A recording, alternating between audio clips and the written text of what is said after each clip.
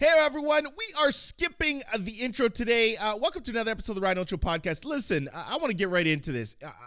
We had a whole nother episode scheduled for this week, but unless you've been living under a rock, you have been consuming and seeing what is happening here in Canada. You know, for us to be a Canadian-based podcast, and in the categories of society and culture, for us not to talk about the Freedom Convoy, in my opinion, would just be kind of silly.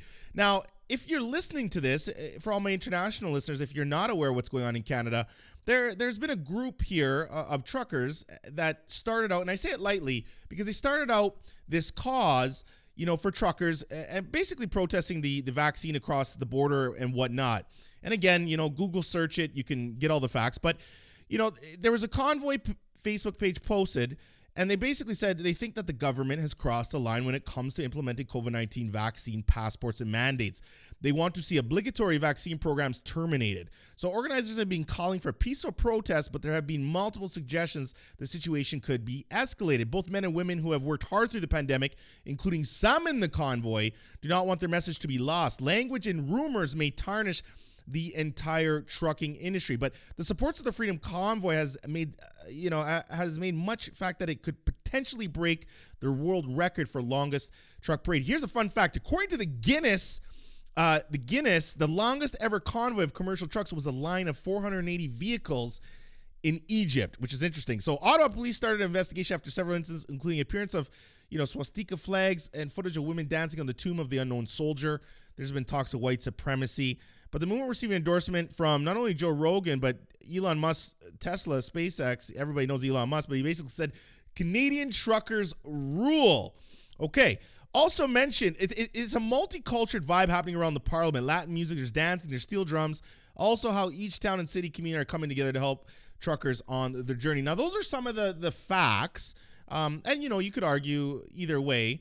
And this is kind of, I'm not going to say that this podcast or this episode is going to be an opinion piece. And if you're listening to this, hello. And if you're watching this, hello, on YouTube. But I think here's what I think, and here's what I feel. First of all, to be based in Canada and see a protest of this magnitude happening is absolutely wow. Because, Canadians are we're kind of peaceful people. We're chilling, we don't really make a lot of, ruckus, so to speak. And to see trucks driving from all over Canada to the Parliament Hill is really crazy. Now, we have to insert why this story even gets a little better and why this cause is even more interesting and literally now making global international headlines is our Prime Minister's kind of left. I mean, he's been nowhere to be found as I tape this at this point. Now, I know I guess came under the COVID and is in recovery, but he hasn't really came out and said too much. And if we're in Canada right now and you're listening to this, or you are international and listening to this because we have a big international audience, the mood here in Canada on the ground is great. It is nice. It is friendly. It is peaceful. But I think that what started as the truckers protesting these, cross-border vaccine passports has literally opened up the can of, for lack of better words, because it's kind of got everybody to jump in this and say, we're fed up with all these mandates. Our kids are wearing masks, going to the movie theater. There's talks in Ontario that if you go to the movie theater, you can't even buy popcorn because, the popcorn people basically saying they don't want you to take off the mask. There's just, if we go right, we're stopped. If we go left, we're stopped. And I think a lot of Canadians have literally just had enough. Now, what pains my heart about this whole situation is you're seeing a lot of mainstream media factually try to twist the narrative into something really, really negative. Now, we know when a group of people gets together, tons of people, thousands of people, trucks, convoys, there's always going to be some, quote unquote, bad apples. But on the ground, for the most part, it's been a very beautiful, peaceful protest.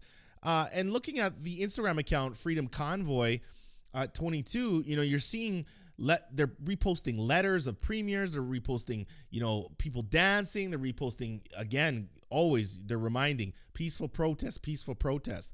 And I think it's great that people are using their voice. Now, I posted this on my social media and wow, I've had people unfollow me. I've had people follow me. I've had some really nasty direct messages. I haven't opened up half the direct messages. I don't want to. I think I've had like over 1,000. So I'm just not opening up half of them. But then I've also had some really lovely direct messages. And I always stand for the fact that we need to consistently always use our voice. When our voice is not heard anymore, this is when things become very, very scary. Now, I want to read a couple comments from Instagram. So the first comment is from Ginsburg Press Designs. She says, Ryan, today's younger generation is aware of what life can be like under an oppressive regime, is unaware. When comparing what my father experienced back in Yugoslavia over 60 years ago to some of the horrible events that have transpired today, significant parallels emerged to his story. Truckers for Freedom 2022. Now, another comment. Jenny Ottaway, I believe she's in Sydney, Australia. Let me like this a million times. Go Canada. Enough is enough. A small minority, LOL. That rather large-looking convoy represents the sentiment of so many more in Canada and around the world. We're cheering for you from Australia. Our own truckers and supporters are heading to Canberra in protest as well. Thank you, Canada truckers, for stirring up not fear and not hate, but hope. Queen Natty out of Toronto says, hey, our prime minister has used very divisive language to describe Canadians who choose to keep their body autonomy. Calling them racist and misogynist is extremely ignorant. Now, our prime minister is on record saying that he said that the whole convoy and protest is a small fringe minority. The small fringe minority of people who are on their way to Ottawa or who are holding unacceptable views that they're expressing do not represent the views of Canadians who have been there for each other, who know that following the science and stepping up to protect each other is the best way to continue to ensure our freedoms, our rights, our values as a country. With unacceptable views. That kind of language, I think, is always going to land you in a spot of probably not the best, right? Probably not the best. But here's the deal on it. I think one of the leading factors for this episode today is here at the show we encourage provocation, we encourage inclusivity, we encourage love, we encourage hope, we encourage upgrading your life personally and professionally. And I think that when people have had enough, it is time to use your voice. So what I would like to know from you is, do you think the government has overstepped? Do you think the mainstream media has maybe tried to twist it into a more negative narrative? Do you think people are wrong for congesting the streets? Do you think the truckers have a point? What do you think in the comments? I welcome educated feedback. You can email info@ryanholtz.ca. Hit me up at ryanholtz1 on any social platform. Or go to youtube.com/Ryan Holtz and find the video and comment on it, or our podcast. But again, I'd love to know, what do you think about what is happening here in Canada? Are you team Freedom Convoy, or are you suspicious of it? Me, I've been suspicious of the mandates in the sense that I feel that there is a little bit of overstepping. I want to point out, this is not about questioning whether COVID exists or vaccines. 90% of the truckers are vaccinated. I think we all know COVID exists, and shout out to the families that have lost loved ones, families that have been in financial ruins. But again, what do you think? I would love to know your opinion in the comments. And again, we love you. This has been another episode of the Ryan Holtz Show podcast, your neighborhood hope dealers.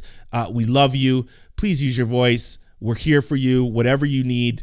Let's stay safe. Let's stay peaceful. Let's stay love. And let's stay global, baby. Have a great day, everybody.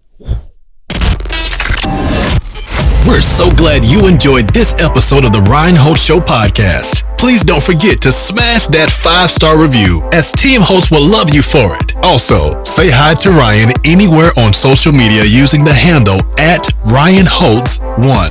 That's RyanHoltz, the number 1. And if you or your business is looking to expand your brand, book a brand jam with Ryan using the link in the show notes.